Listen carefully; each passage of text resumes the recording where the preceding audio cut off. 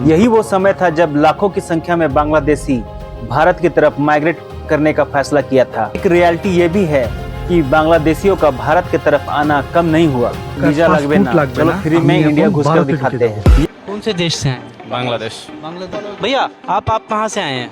बांग्लादेश से। आप कहाँ से हैं? बांग्लादेश से हूँ। आप शाहीन बाग है इसका नाम। अगर आने के लिए बहुत बड़ा जिगरा चाहिए, समझ रहे हो ना। झारखंड के तो कई कबीले आज खत्म तक हो गए हैं और जो बचे हैं वो खत्म हो रहे हैं। झारखंड में एक मुद्दा बहुत गर्म था, इतना गर्म कि ना बल्कि लोग बल्कि झारखंड हाईकोर्ट भी इस पर बयानबाजी कर रही थी। लीगल इमिग्रेंट करीमगंज से मेघालय के बॉर्डर के जरिए इंडिया आते हैं, फिर वहां से असम, नागालैंड, त्रिपुरा चले जाते हैं और फिर बंगाल पहुंच की शुरुआत एक छोटे से इवेंट से हुई।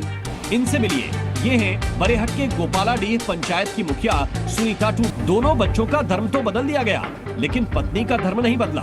झारखंड हाई कोर्ट के आदेश 20/9/2024 के अनुसार नहीं, हम जो है उसको चाहते हैं कि फैक्ट फाइंडिंग टीम ना बने कि देश में सिविल वॉर की स्थिति भी बन जाएगी।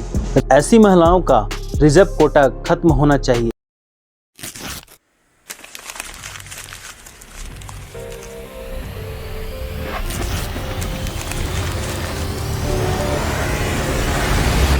साल 1971 तब बांग्लादेश की पाकिस्तान से अलग होने की मांग जोरों से चल रही थी। पाकिस्तान ने इस हिस्से को कब्जे में करने के लिए कत्लेआम मचा रखा था। यही वो समय था जब लाखों की संख्या में बांग्लादेशी भारत की तरफ माइग्रेट करने का फैसला किया था और हमारे देश के north east state Assam, Mizoram, Meghalaya, Paschim Bangal और त्रिपुरा राज्य को अपना घर बना लिया था। 1971 में ही लिबरेशन वॉर और भारत के साथ देने के साथ ही बांग्लादेश को अलग देश का दर्जा मिल गया था। The unbounded joy of freedom with my fellow countrymen who have owned their freedom in an epic liberation struggle. The ultimate achievement of this struggle is the creation of an independent, sovereign People's Republic of Bangladesh. फिर कई लोग अपने घर बांग्लादेश लौट गए, लेकिन इसके दूसरी तरफ एक रियलिटी ये भी है कि बांग्लादेशियों का भारत की तरफ आना कम नहीं हुआ।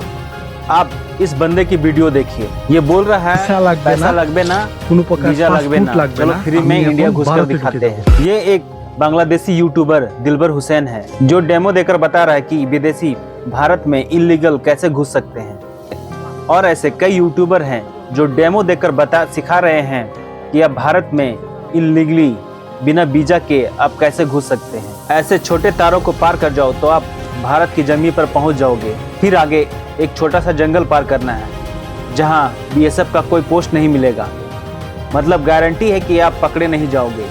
और लोकल लोग भी तारों के ऊपर से आए लोगों को देखकर अनदेखा कर देते हैं। एक तरफ जहां इससे हमारे रिसोर्सेज पर असर पड़ता है, वहीं आज आलम यह है कि पूर्वी भारत से लेकर झारखंड तक एक बड़ी आबादी बांग्लादेशियों की हो गई है। आपको लग रहा होगा ये प्रॉब्लम मुख्य रूप से बंगाल में हो रही होगी, मुझे क्या, तो ऐसा बिल्कुल नहीं है। ये लोग बंगाल से देश के हर राज्य में फैल रहे हैं। महाराष्ट्र, उत्तराखंड, कश्मीर, दिल्ली, झारखंड, आंध्र प्रदेश, करीब हर राज्य में फैल चुके हैं। अभी हाल ही में महाराष्ट्र में 200 फर्जी आधार कार्ड फेंके हुए पकड़े गए हैं। मुंबई की तस्वीरें हैं जहां पर एक व्यक्ति को मुंबई पुलिस ने पकड़ा है जो फर्जी आधार कार्ड बना रहा था। उसने बोगस दस्तावेज के आधार पर आधार कार्ड और पैन कार्ड बनाने वाले गैंग के एक आरोपी को गिरफ्तार किया है जो बिना डॉक्यूमेंट के आधार पर ये कार्ड बनाकर देता था। इसके अलावा आदमी के पास से ऐसे भी आधार कार्ड जब्त किए जिन पर एक नाम से 6 से ज्यादा आधार कार्ड और पैन कार्ड बनाए गए हैं। देखिए कितना खतरा है देश की। कार्ड बनाते थे, यहाँ तक कि मुस्लिम शख्स का हिंदू नाम से आधार कार्ड बना कर देते थे और उसके लिए महज कीमत थी 2 से 5 हजार रुपए। और देश की राजधानी दिल्ली का ये हाल है। ये वीडियो दिल्ली के शाहीन बाग का है जहां ये यूट्यूबर ने लगभग 5 मिनट तक 20 लोगों से पूछा कि आप कहां से हो और सभी ने एक ही जवाब दिया। बात करते हैं, आप कहाँ के रहने? बांग्लादेश से हैं आप लोग। कहाँ से आए? कौन से देश से हैं? बांग्लादेश। बांग्लादेश। भैया आप कहाँ से आए हैं? बांग्लादेश से। आप कहाँ से हैं? बांग्लादेश से हूँ। आप लोग कहाँ से आए हैं? बांग्लादेश से। बांग्लादेश से। आप लोग कहाँ से हैं? बांग्लादेश से। क्या पीछे जो आ रहे हैं लोग, आप सर कहाँ से हैं? मस्जिद से है। आप कहाँ के रहने वाले हैं? कौन से? हम बांग्लादेश के हैं। बांग्लादेश से। आप कहाँ से हैं? बांग्लादेश। बांग्लादेश से। शाहीन बाग में आप? हाँ। आप कहाँ? बांग्लादेश से। आप? बांग्लादेश से। आप कहाँ से? बांग्लादेश से हैं। बांग्लादेश में आया आप कहाँ से हैं? बांग्लादेश से बांग्लादेश से हैं। आप कहाँ से हैं? बांग्लादेश ये शाहीन बाग में आप नमाज पढ़ने आए हैं, जुम्मे की नमाज। जुम्मा नमाज बांग्लादेश से आया आप लोग कहाँ से आए हुए हैं?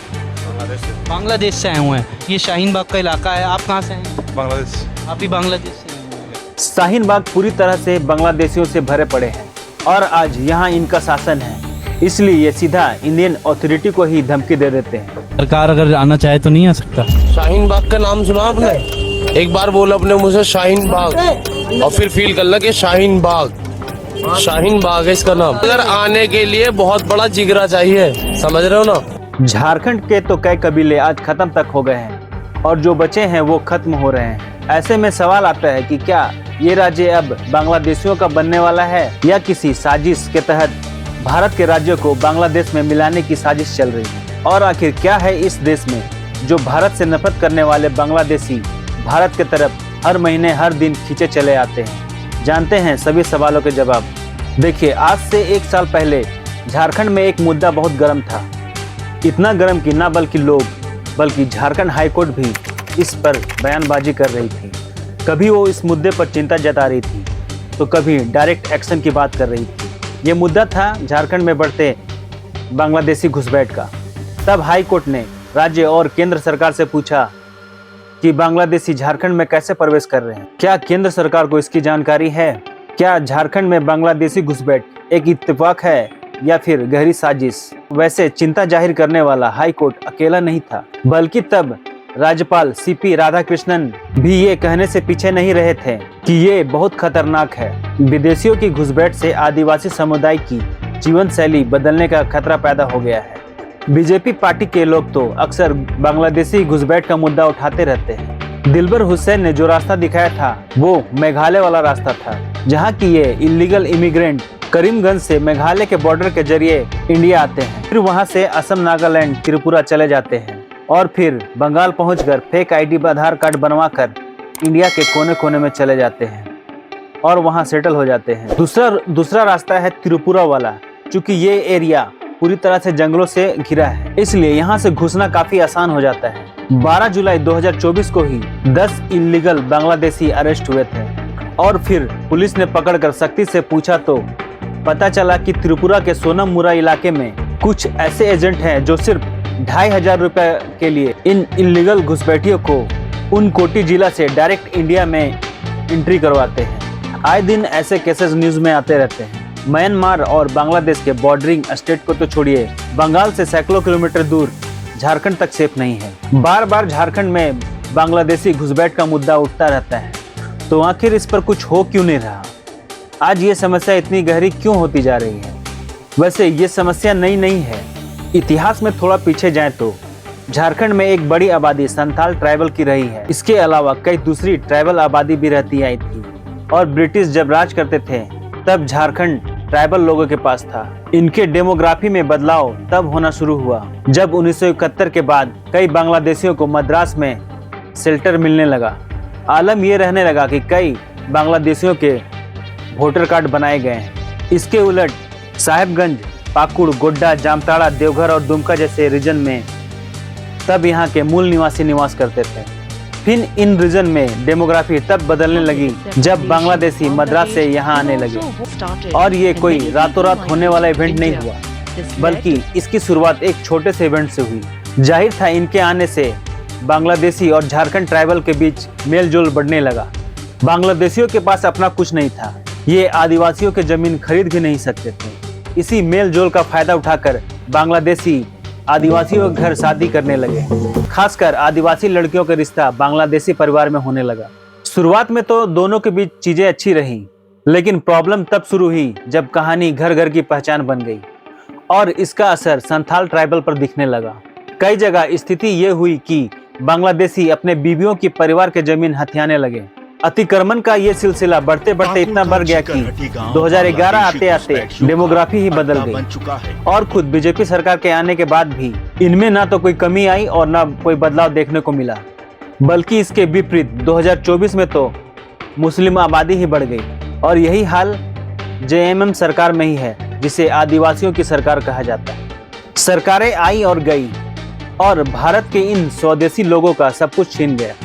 आंकड़े ये बताते हैं कि वर्ष 1951 की जनगणना से लेकर 2011 की जनगणना के बीच झारखंड की आबादी की एक डार्क रियलिटी पता लगती है। कभी तो ऐसा लगता है कि मानो बांग्लादेश की आज़ादी की सबसे बड़ी कीमत इसी राज्य ने चुकाई है। तभी तो 1951 तक आदिवासियों की जो जनसंख्या 44% थी वो 2011 आते आते घटकर 28% रह गई, जबकि मुस्लिम आबादी 9.44% से बढ़कर 2011 तक 22.7% हो गई। हद तो ये भी कि न इनके पास केवल आधार कार्ड था बल्कि वोटर आईडी और ड्राइविंग लाइसेंस तक है। और आज तो सिचुएशन ये है कि आज झारखंड की राजनीतिक तक को प्रभावित कर रहे हैं, क्योंकि इनका वोट शेयर काफी बड़ा है। ये सब देखते हुए इस मामले में तब और जोर पकड़ा जब ये हाईकोर्ट के दरवाजे तक जा पहुंचा। जमशेदपुर के दानियल दानिश ने एक पीआईएल हाईकोर्ट में डाला। फिर कोर्ट ने ये सारा मामला सीरियसली लिया। उन्होंने तो केंद्र और राज्य सरकार को घसीटते हुए पूछा कि बांग्लादेशी घुसपैठिए झारखंड में कैसे घुसते रहे हैं। चीफ जस्टिस ने तो केंद्रीय गृह मंत्रालय तक से जवाब मांगा कि संथाल के इलाकों में बांग्लादेशी घुसपैठ की जानकारी उन्हें है भी या नहीं, और अगर थी तो वो क्या कर रहे थे और इसे रोकने के लिए क्या कदम उठाए गए। जो पीआईएल डाली गई थी उसमें साफ लिखा था कि पाकुड़, गोड्डा, जामताड़ा, साहेबगंज, देवघर जैसे झारखंडी इलाके में घुसपैठिए आकर बसते रहे। अब इससे इन जिलों की जनसंख्या तो बदलती रही। India is an inclusive democracy because its Hindu majority is secular to a fault. Till now, this often repeated quip was regarded as part polemic and part pop sociology. Not anymore. Now it has transformed into an unshakable fact. Data furnished by a top economic panel proves that at least in South Asia, साथ ही जनजातीय जीवन भी बर्बाद हो गया। हालात तो ये था कि अपनी कल्चर से हटकर इन जिलों में मदरसे खुलने लगे और स्थानीय आदिवासी महिलाओं से घुसपैठिए ने शादी भी कर ली।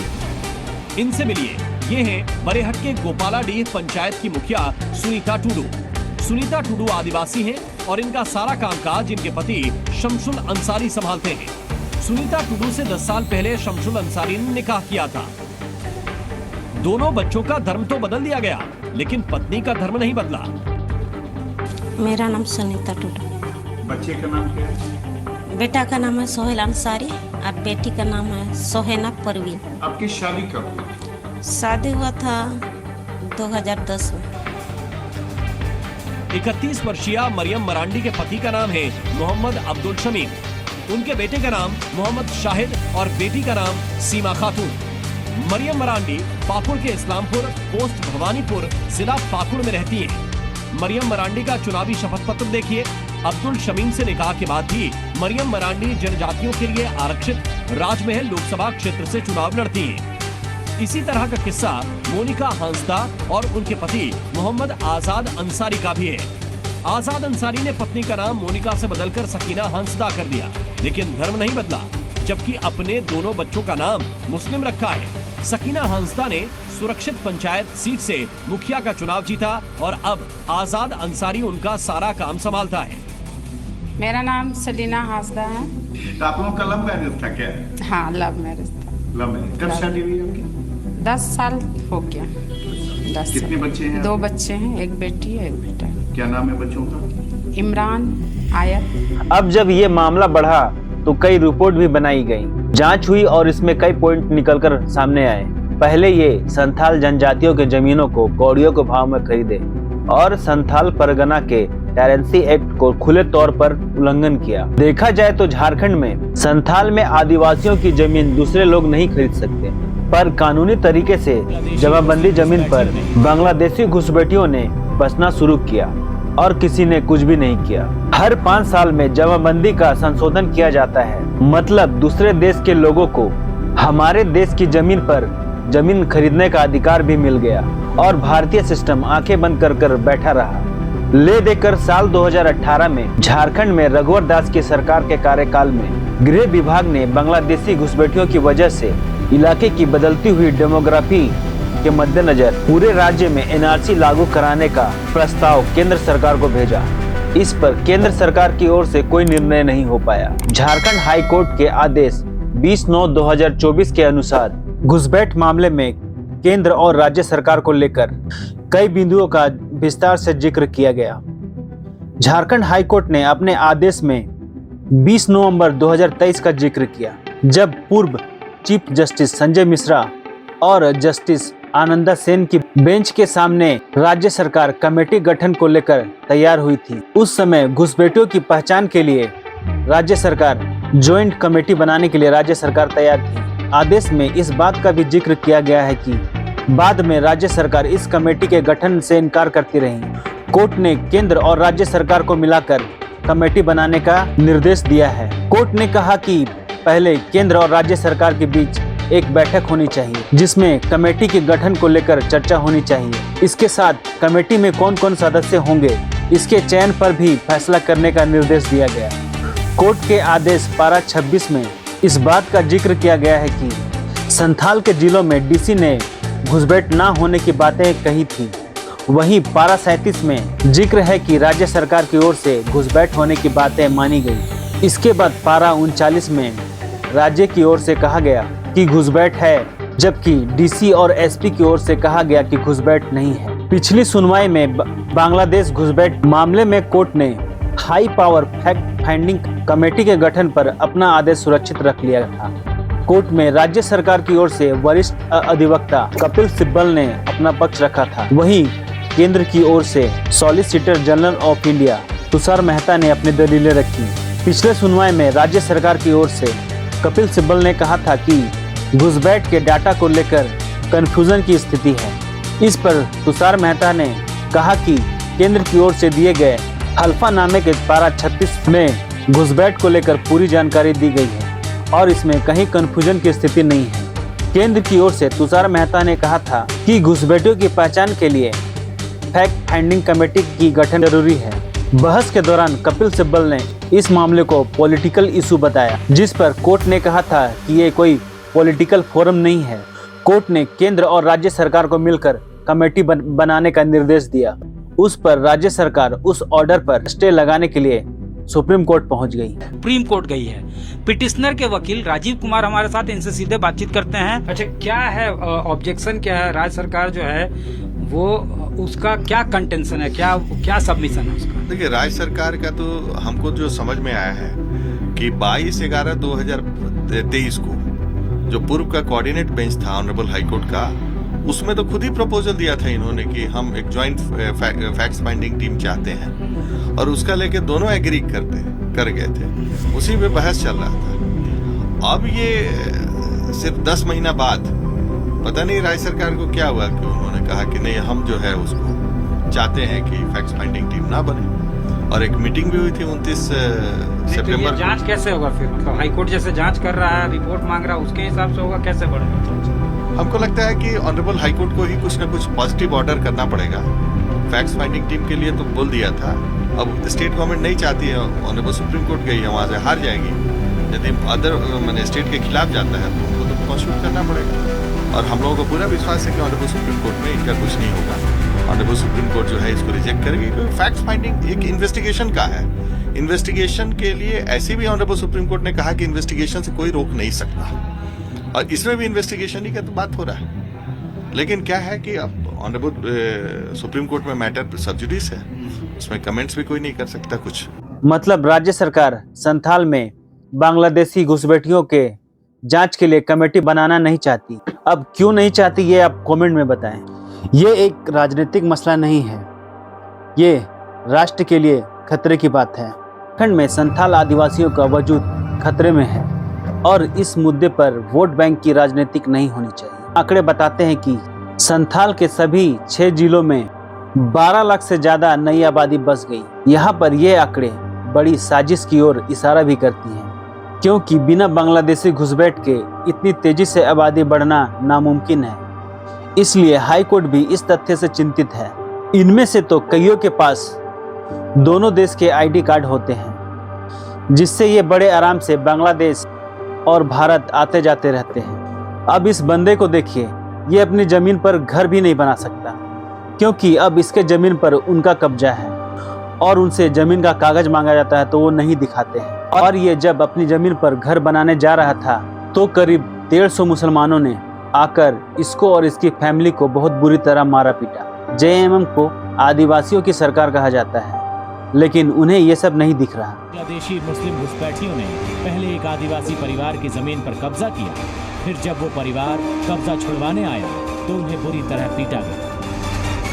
हम अभी पाकुड़ के गाय बथान इलाके में, गाय बथान में पिछले कुछ दिन पहले एक घटना घटी थी, जब यहाँ के मूल आदिवासी की जमीन पर जब वो अपना कुछ करने जा रहे थे उसी समय विरोध हुआ था, और उस विरोध के बाद यहाँ काफ़ी हंगामा हुआ। हंगामे के बाद इसकी खबर पूरे देश में फैली कि जो जमीन जिहाद है उसकी शुरुआत पाकुड़ से हुई। इस इलाके में आदिवासी जमीनों पर कब्जा करना घुसपैठियों के लिए काफी आसान हो गया है। हथियारों से लैस घुसपैठिए आदिवासियों को डरा धमकाकर भगा देते हैं, फिर उन्हीं की जमीन पर बस जाते हैं। कहा जाता है कि इस पूरे इलाके में कई गांव ऐसे ही बसे हुए हैं। पाकुड़ के जिस परिवार पर बांग्लादेशी घुसपैठियों ने हमला किया, वो परिवार अपनी जमीन पर घर बनाना चाहता है। जी सर, हम लोग का जमीन में हम लोग घर बना रहे थे, तो मियाँ लोग आया था कहाँ से, तो यहाँ हम लोग का जमीन। कितनी संख्या में आया था? करीब 150 संख्या हो आया है। अच्छा, 150 लोग आए थे। हाँ, क्या किया उन्होंने? पूरा मारपीट किया हम लोग के साथ, घर पर तोड़ करके कहीं फेंक दिया, के बाद हम लोग मारपीट करके भगा दिया। मेरा माँ का सिर फोड़ दिया है, मेरा चचा का पूरा यहाँ इधर का तोड़ दिया है। अवैध बांग्लादेशी मुस्लिमों ने इनकी जमीन पर कई वर्षों से अवैध कब्जा किया हुआ।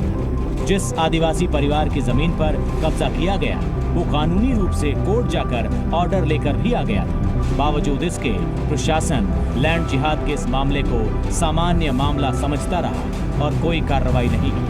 आज इसी आदिवासी परिवार के 5 लोग अस्पताल में जिंदगी और मौत की लड़ाई लड़ रहे हैं।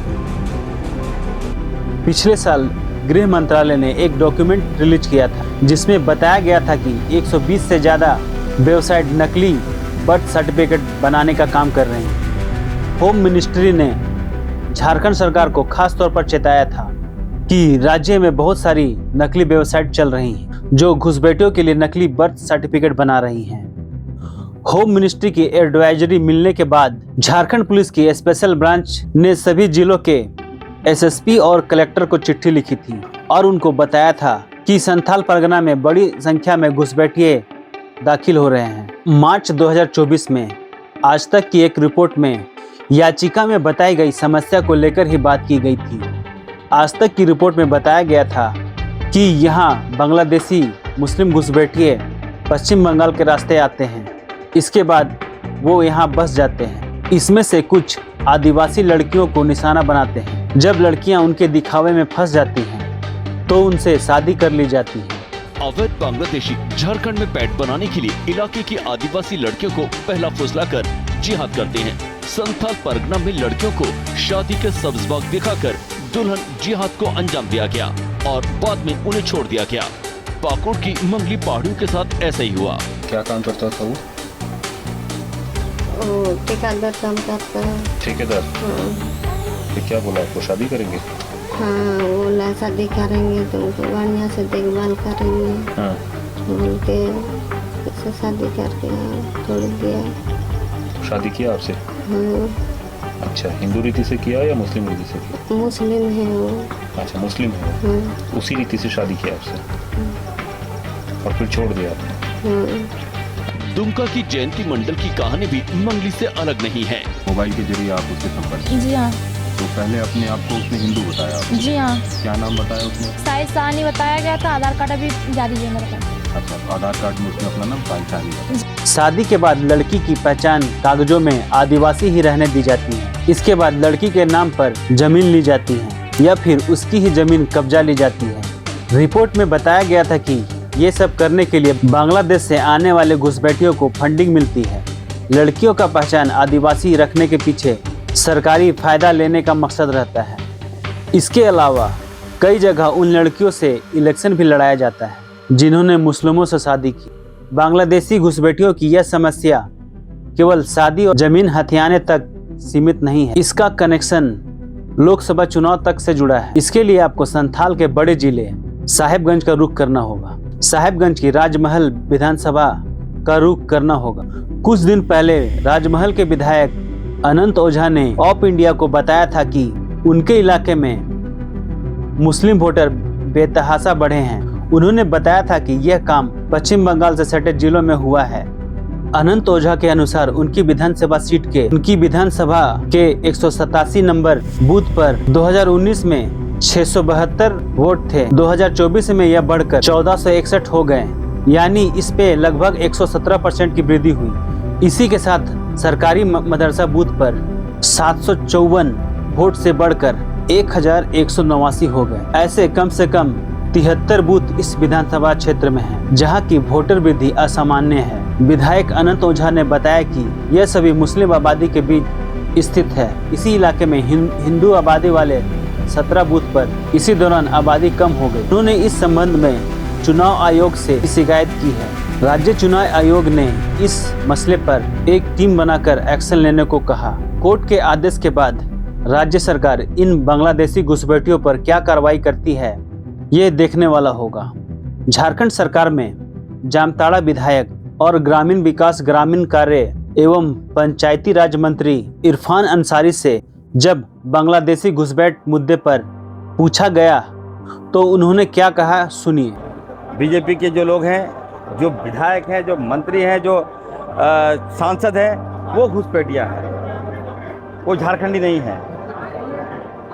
झारखंड में आकर यहाँ का वोट लेकर विधायक बनते हैं, ये लोग सांसद बनते हैं। भारत की नागरिकता हासिल करने के बाद घुसपैठियों का असली खेल शुरू होता है। खुद वहां पर रहने वाले लोग बता रहे हैं कि बांग्लादेशी घुसपैठियों ने इस कदर झारखंड की जमीन पर कब्जा कर लिया है कि यहाँ पर आदिवासी महिलाओं ने मुसलमानों से शादी कर ली है। इनमें से कई महिलाएं ऐसी भी हैं जो अपने पंचायत की मुखिया भी हैं, लेकिन उनका रिमोट उनके मुस्लिम पतियों के पास है।